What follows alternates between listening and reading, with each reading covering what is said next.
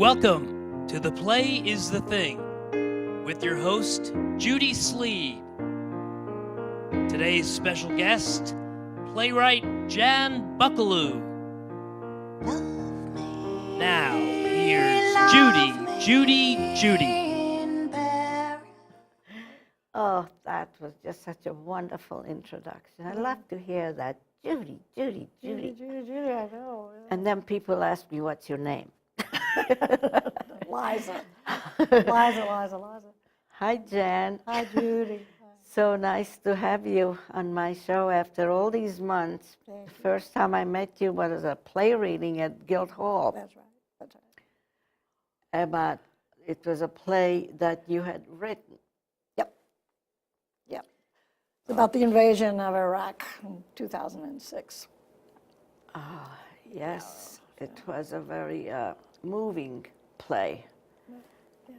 And how did you like the way it came out as you was watching people read your lines? I thought they did a lovely job. I'm usually petrified. I was hiding in the back, peeking in and out of a stall at the Guildhall. Yeah, but it was they did a lovely job, and I'm getting ready to have another reading on February the 11th in New York, so with pretty much the same cast in New York. So, I mean, how do you actually feel when you hear the lines you have written? Do you feel good about it, or do you wonder, how did I ever write that? Or why did I do this? Sometimes I think comedy is harder because if you I write comedies. I've probably written more comedies than serious plays. The comedic line, as you know, is different. You have to sort of hit your marks in a comedic line, but it's as I said to you earlier, I think it's harder to make people laugh than it is to make them. It's easier to make people well, cry. also when it's being read, when they read it, the timing is important. Yeah. So you have written more than one play. Yeah.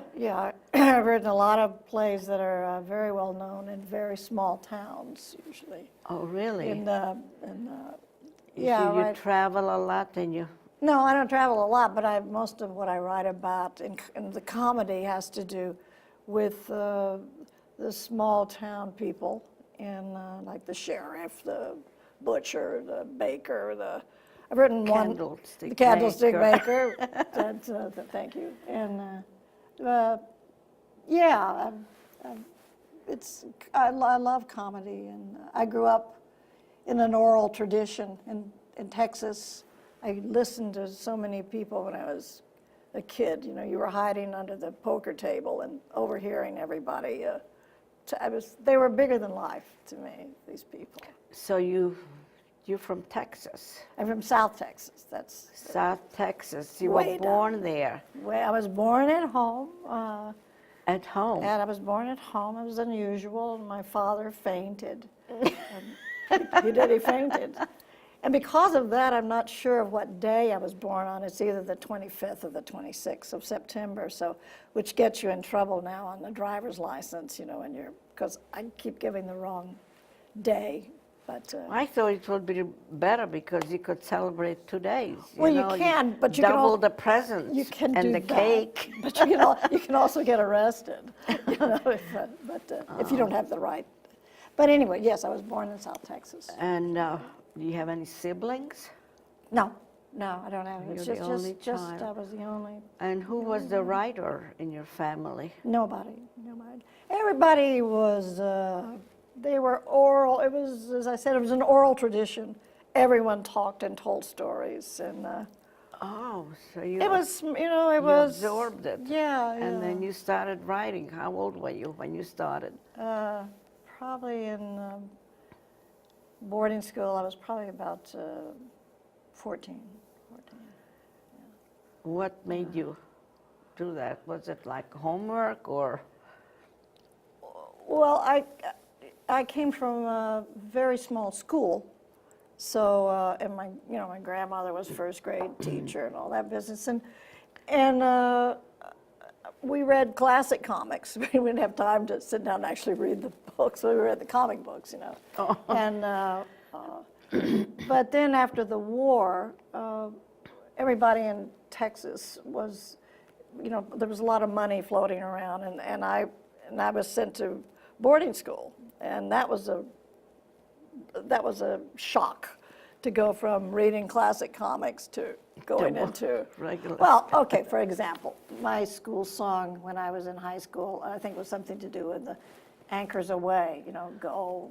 And then when I got into boarding school, it was what was it? It was alma mater duque de cusluminque quae defendus gustus. I thought, what? What am I saying? I still don't know what I was saying. But it was in Latin, and so I started hitting the books, and just in order to get out of there, Boarding school is quite different from a little rural. Texas is quite a ways from here. Yeah. How Yes, did indeed. Did Yes. you, You got that right. Yeah. how did you get to the Hamptons? Whoa, how did I get to the Hamptons? I gather not directly. No. Where did you go from Texas? Well, I went to Chicago, and I went to school in Chicago, and then I came, then I taught at the University of Texas. I went back to Texas and took a degree there. You were teaching? I taught freshman English for a year until I wanted to blow my brains out, and then and then I ended up flying to New York. And, from Chicago? No, from Chicago you went back to Texas? Yes. And then you flew to New York. That's right. Did you know anybody in New York? Couple of people. So they said, well, come on over. Sort of, yeah. Yeah? Coming over, here's a floor. You can lie down on this floor. But So you like New York. What did you do in New York? When you say New York, was it Manhattan? Oh, Some yeah. people say... I didn't know any place. I thought Manhattan was New York. Like most out-of-towners, I didn't know Brooklyn, the Bronx. Yeah, but a lot of people tell me, I'm in New York, but they were Yeah. actually like in Yeah. Queens or Brooklyn. Yeah, no, I was in Manhattan. I was up by Columbia University, and And and I got into publishing in a minor way.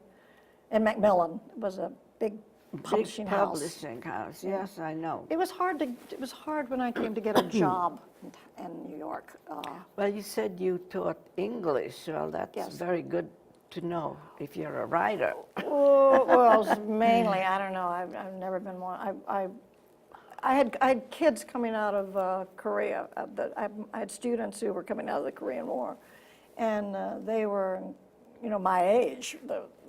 I was young, and the very first class I had in Austin, I was petrified. I looked at. I had one girl in the class, and the rest were boys, and pretty smart alecky guys, and then these tough guys out of Korea. And I remember I had a big marker, and I was trying to mark, and I was going backwards talking, and I fell into the waste paper basket. Oh. And that was that sort of broke the ice, I guess. And, but I loved those guys.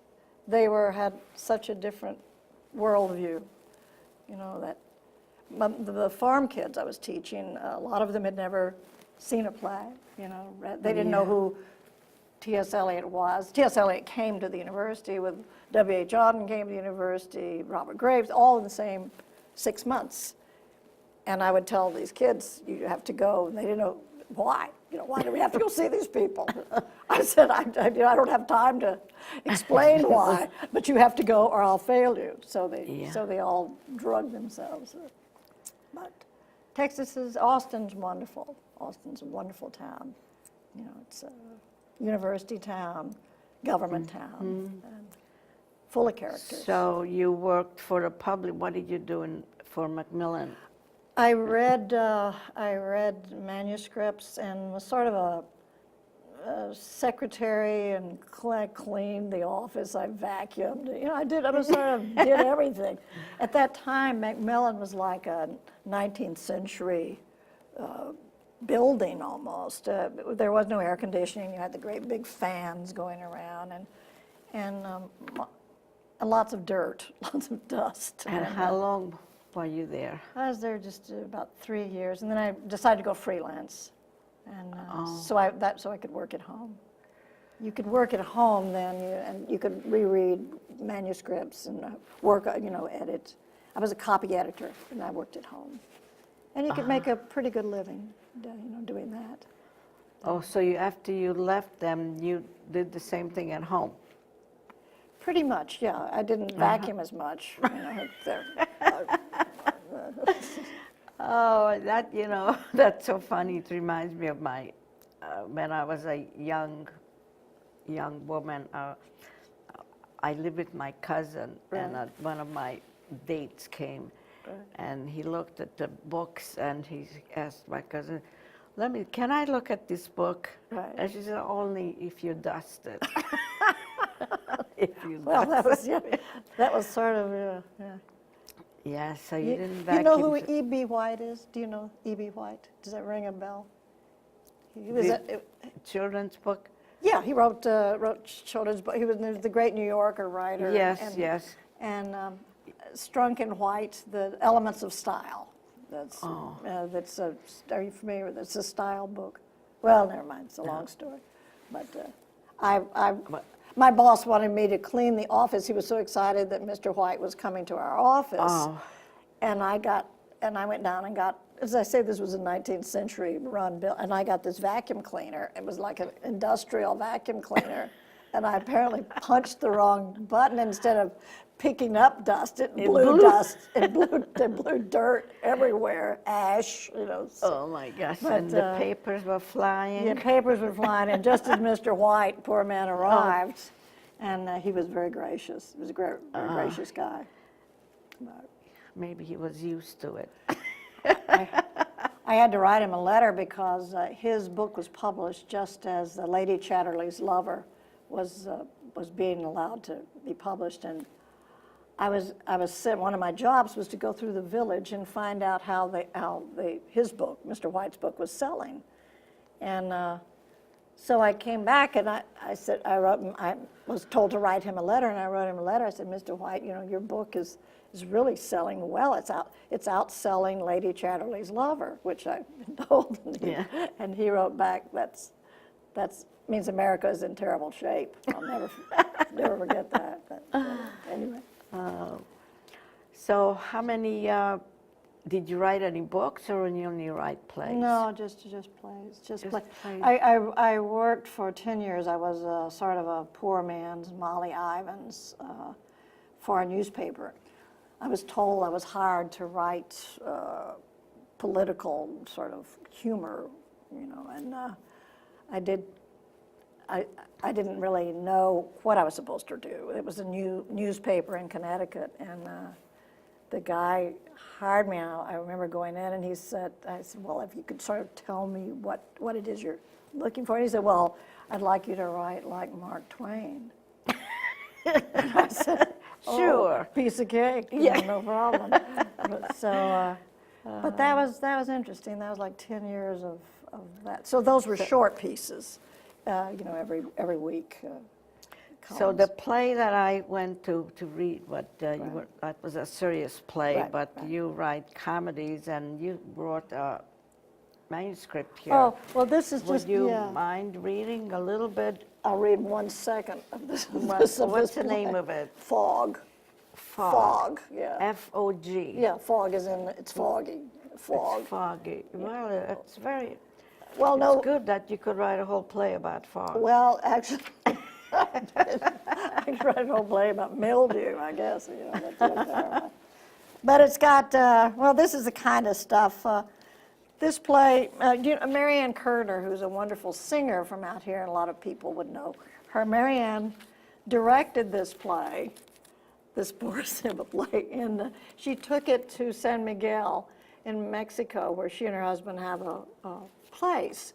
And she said, could she direct this play? And I said, well, it's because the audience down there is a lot of expatriate Americans and a lot of Canadians who come down there for the winter. So I thought, I have no idea what they're going to make out of this. What are they going to make out of this play? Well, how did she must have read it? Oh yeah, liked it. she read the play, and it's how long is this play? Well, this play is long enough. It's How many? how playing time? Excuse It was me? the playing time of it. It's But no, about. Yeah. It would take about an hour and 15. Oh, to really? do. It looks so small. Well, it's there's a lot of action. Uh-huh. Yeah. How many acts? 2? Well, no, this was a long one act, but Marianne broke it up into 2 because she wanted to do something, sell beer or something. I don't know what, but this is the kind of stuff. This is the comedic stuff. I said small town people. This is the Wapples, Mary Martin Wapple, a disgruntled wife, and her husband, Earl Wapple, and the sheriff. It's got a cow in it, and A talking cow? talking cow, and it's about a woman who's leaving her husband, Yeah. who's very sweet, but she's just bored out of her skull with him, and to run away with her tax accountant, who is also sort of nervous, kind of like tax accountants are. And her husband, well, this is a little moment between Mary Martin and her husband, whom she's bored with, Earl.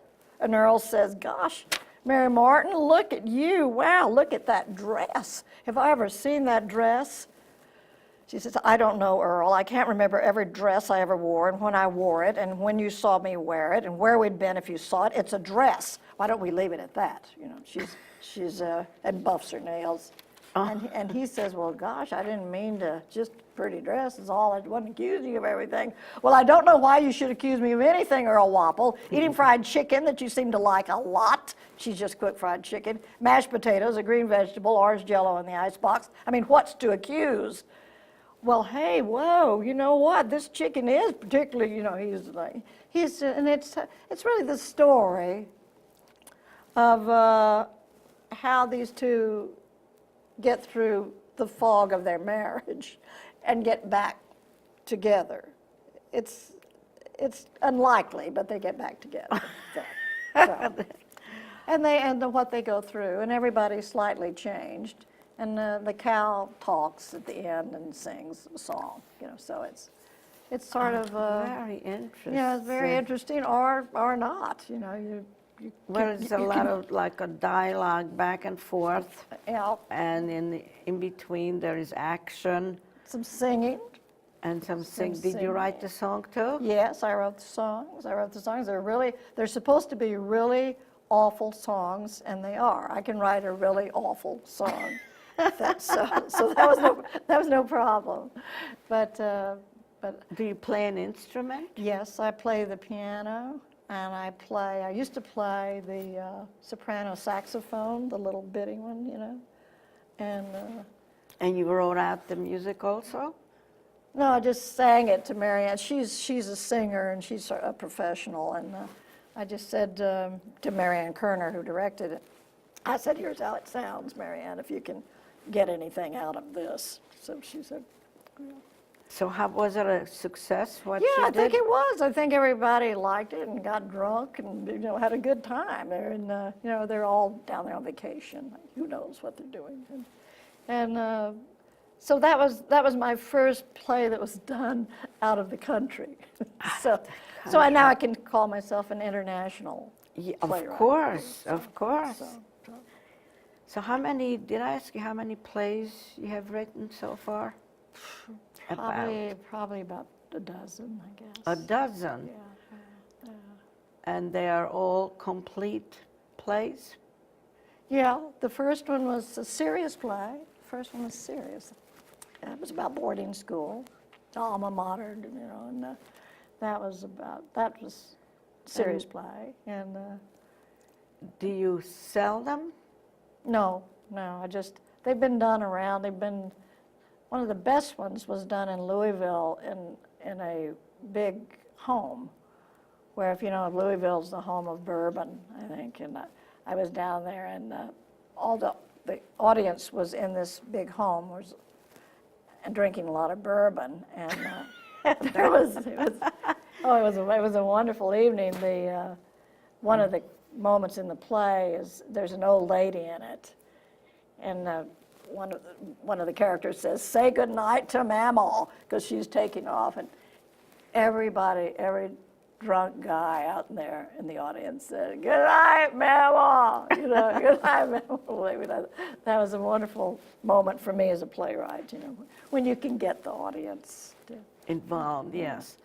So this new, the play that you did about, you said you're taking it to New York? Yes, it's got the New York Theater Workshop. It's on East 4th Street. And they do a lot of plays. They're giving this a reading, and we'll see. It's hard. How do you go about it? It's a big cast. You know, it's 8 people. You have 8 people. Oh, in that. You have a lot of people. It's very difficult to. I'd never written a play with that many characters, and just to follow their lines. You know, their emotional lines. Is you know, like. Do you get the actors yourself, or they have their own? They will provide you. They have a guy down there who will get them. I actually had my cast pretty much. I know a lot of actors in New York, and out here, the 2, I know Josh, who was head of. Josh Gladstone? Yeah, Josh is in it. And Josh Pearl is also in it, and Tristan and Morgan, who are now doing the Macbeth. They're also. They're in it. Yeah. Yeah. So there'll be 4 people from the East End, and then there's Kathy Chalfant and Jean DeVries and Sloan Shelton, and then there's some minor casting. And the part calls for a young boy, who's 9 years old. That's one of the most difficult things to cast. How about Josh's son? We had him once, but he grew up. He's too old now. Well, actually, we've had it was done in Maine, and we had a young man who was sort of had a fey quality about him. He played the son. It was okay. It was okay. Yeah. But it's hard to cast a young child, you know, as you know. Am I talking too much? No. I'm a little nervous. And are you going to direct it? No. Who's directing it? No. For the reading, probably nobody. Somebody there maybe will just show. Well, Josh Gladstone. Well, Josh helped me when it was done here. Yeah. Yeah, he's very good. He's Yes. very good at everything. Yes, he I is. always say. I Yes. always say nice things about him because I really like him a lot. You better say nice things about it. He was- Josh, I love you. He was my very first guest on this show. And a good one, too. And I tuned in to look at my show, and lo and behold, Josh, Millicent put, Josh on. Yeah. Because if I don't do a show like every week, Right. then they just pick somebody I see. Yeah. from the archives. He's he's a Renaissance man, and Yes. his wife is also very talented. Kate's very talented. Yes. Too. And, lots of Yes, lots of them. I got to say, I was in a playwriting group out here for several years, the Potluck Players. Where was that? It was here. We would do shows at that hall. What's the name of it in Springs? Ashwell? Ashwell. Yeah, Ashwell. Yeah. Well, there were several writing groups. We were about six or 7 playwrights, and I remember the first program we ever did, we got some chairs, and we got like 100 chairs, and I thought, oh, Jesus, let's don't get so many chairs, because what if nobody shows up? Here we are. Whoa, well, everybody came. I mean, people were standing outside, and it was cold. Really? I think a guy fainted or something. It was very. Who was running the show? You remember? Well, just us. We were just sort of we rented the hall. Oh, you And then we did it. It was hysterical, and we put on several plays, short one acts. Yeah. And it was terrific. There was a real love of theater out here. People wanted to see. Oh, yes. And there were a lot of actors and bouncing around and. Yeah, this whole town is full of artists. Yes, yeah. Yeah, I know. Well, I want to thank you for coming. Oh, so it was wonderful to It is Jack. such a pleasure to talk to you. You're a my very pleasure. talented young lady. Well, And I have to mention that this scarf my daughter gave me. Ah, the scarf. And I want to thank all the underwriters who made this show possible, and everybody here at LTV. And you could see some of my shows on YouTube, which is Really? a Good. computer. Good. Yeah. Sure. My friend from the East Hampton Library, Steve, he uploaded over 100. Wow, that's shows. terrific. Yes. That's terrific. I'll find you. And you never know, I always say you never know, you're going to find your neighbor on there. I don't know if I want to find my neighbor, however, but Yes, it's been wonderful. And I want to wish you good luck with Thank your you very writings. thank you. And maybe someday you will even sell one. And I'll become well known and outside of Louisville, you know. Well, you're going to have to practice your initials, you know, autographs. You could write autographs, yes. Buckaloo. Your Buckaloo. Yes. Are we still on, or are we still? Well, just about. It's about on, okay. Just, you know, I think I told you I had written several plays. Yeah, some also, copies, yeah. And you probably don't have any more connections with Macmillan? Oh, God, no, that's been 100 years, a long time ago. Because